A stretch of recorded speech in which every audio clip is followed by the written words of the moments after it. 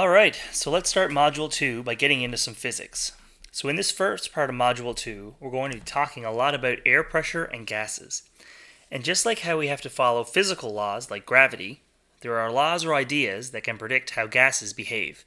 In this lesson, we'll learn about 3 gas laws and how they can affect our physiology at altitude. So air pressure is defined as the force that exerts on something, whether it's compressed or uncompressed. So the harder air pushes on you, the higher the pressure. Volume is the physical space that air takes up, whether it's measured in mils, liters, or cubic feet. Temperature is how hot or cold something is. Each of these factors relate to one another in particular ways, and if you can understand their relationship, you can predict and sometimes prevent injuries from happening. So the first gas law we'll look at is Boyle's law. Boyle's law says if you change the pressure, you inversely change the volume. So if you increase one, you decrease the other, and vice versa. So a real easy example, grab a piece of paper. It takes up a certain amount of space.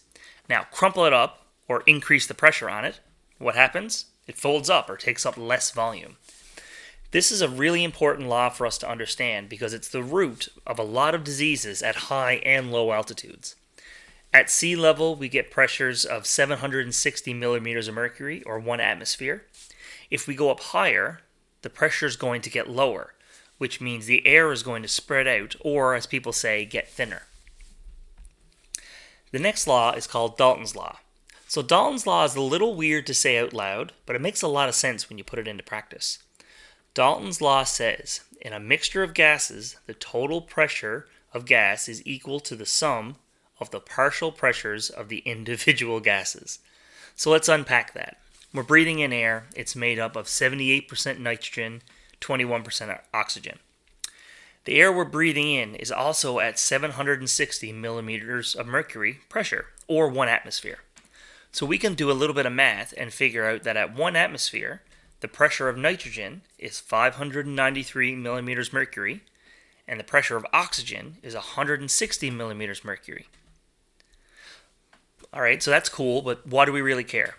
How does this affect our patients? Well, imagine you're a flight medic and you're going to fly your patient to a bigger hospital. On the ground, they're doing okay. Oxygen sats are 95% on room air. We get in the plane, we take off, and once we get in the air, you reassess your patient. Sats have dropped to 90? What's going on? Is the patient sick? No, the pressure's dropped, so there's less oxygen available to breathe. Give the patient some supplemental O2, and their sats should return to normal, no problem. The next law we'll cover is Charles' law. This one's pretty obvious. Charles' law says if you heat something, the volume increases. There's loads of examples of this. Freeze water in a bucket and the ice is lower than the water. Boil it and the water overflows the pot. Charles' law doesn't really apply to physiology as much as it applies to the environment that we're in. If you think back to Boyle's law, the lower the pressure, the higher the volume. Add that to Charles' law. Now, the higher the volume, the higher the temperature. You can deduce that things get hotter as pressure goes up, and vice versa. So 2 examples. Go turn on a propane tank and look at the ice formed on the tank. Propane's under high pressure, but when you open it, the pressure drops, so it cools rapidly. The other example, and why I even mentioned this law in the first place, is temperature at altitude.